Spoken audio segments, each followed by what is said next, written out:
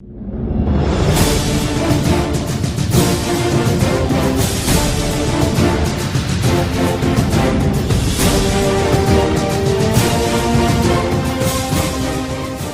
début de semaine à toutes et à tous, mesdames et messieurs, bienvenue à toutes et à tous dans cette revue de presse.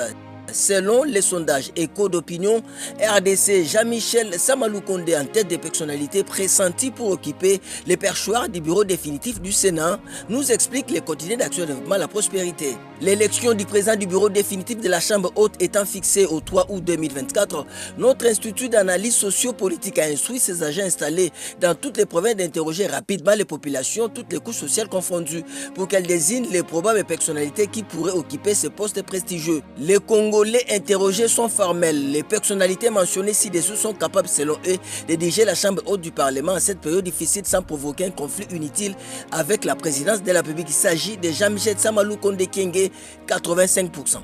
Autre sujet à présent, Mike Kalambai au Stade des Martyrs, un concert de gospel qui se termine par une tragédie, nous explique les tirs hebdomadaires d'information générale Eco News. Dans la page intérieure de notre confrère, nous pouvons lire « L'afflux des spectateurs aura été facilité », déclarent des proches du chanteur par l'allocation des 100 bus qui devaient amener au stade des centaines de personnes assurées d'un accès gratuit alors que les billets à moins cher étaient fixés à 2000 francs congolais. Les billets VIP ayant été fixés quant à lui à 250 $. Les autorités feront le bilan des 9 morts, mais des sources indépendantes n'hésitent pas à annoncer plus d'une dizaine de morts. Mais les conseils de Mike Kalambai se poursuivent jusqu'en début de soirée, a conclu notre confrère. Dans le même chapitre, mort d'homme au concert de Mike Kalambai, ces drames terribles auraient pu être évités. Moïse Katumbi nous explique le site d'information générale mpifoinfo.net.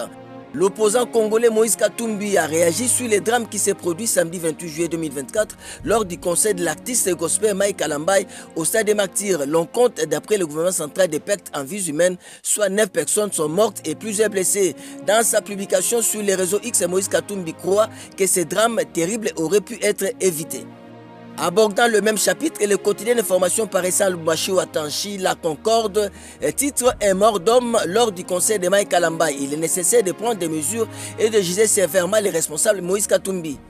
En quoi notre confrère, les poursuites doivent être engagées et les responsables jugés et sévèrement punis, écrit Katumbi. Pour l'opposant, ces drames auraient pu être évités par les pouvoirs publics qui doivent assurer la protection des personnes dans les manifestations festives en veillant aussi au respect des normes de sécurité.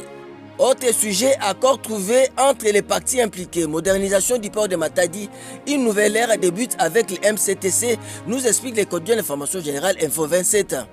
Selon notre confrère, lors de cette même séance avec la délégation sénégalaise de l'ONATRA, le secrétaire général au transport, voies de communication et de désenclavement représentant le VPM Jean-Pierre Bemba a pris la parole. Il a rappelé que lors de son discours d'investiture le 20 janvier 2024, le président de la République avait annoncé 6 engagements majeurs pour son second mandat, incluant la construction d'une économie plus diversifiée et compétitive. Cette ambition ne peut être atteinte que si l'ONATRA dispose d'infrastructures modernes, sûres et durables permettant de réaliser son objet social.